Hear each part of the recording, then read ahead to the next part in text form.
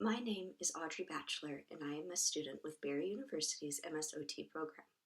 My capstone project is called American OT Use of Occupational Justice in Daily Practice. Thank you for your willingness to participate. Your time and efforts are greatly appreciated. As a participant, I will be asking you to read a short educational manual called Occupational Justice, Putting Words to What You Do. Then, you will complete a survey that asks you to reflect on your own daily practices in the context of occupational justice.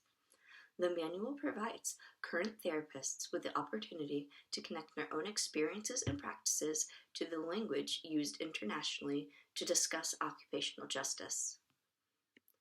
Why is this project important to me?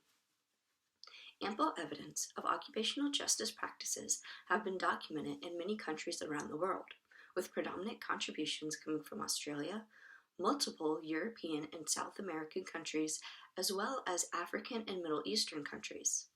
American occupational therapy researchers and clinicians, however, are writing much less about their work with occupational justice. In an effort to understand why, I go back to basics with asking how and if American occupational therapy professionals are using occupational justice in their daily practice.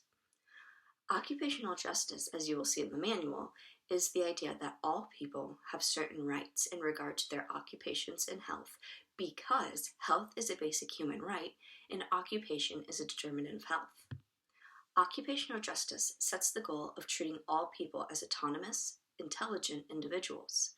Compassion and activism are so intertwined with normal everyday experience that occupational justice seems to be practiced on a more subtle level.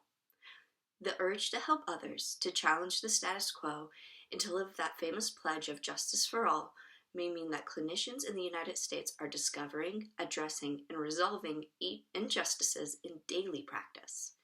As a general rule, the American people prefer action over conversation. It is logical that American occupational therapists are using the principles of occupational justice without discussing or writing about it.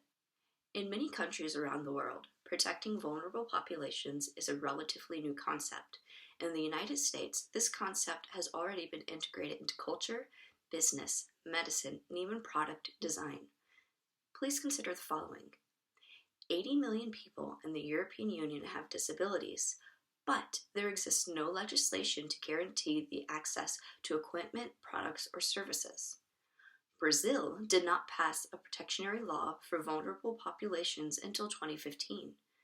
Many African countries have policies about people with disabilities, but they do not necessarily guarantee equal rights or protection under the law. Joyce Banda, in the United States, accessibility is guaranteed via the Americans with Disabilities Act of 1990.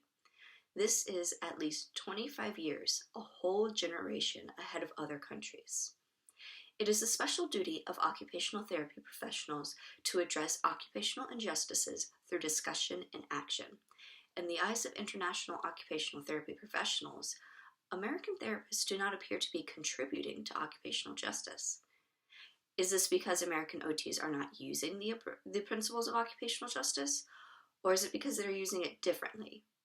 This is for you to decide.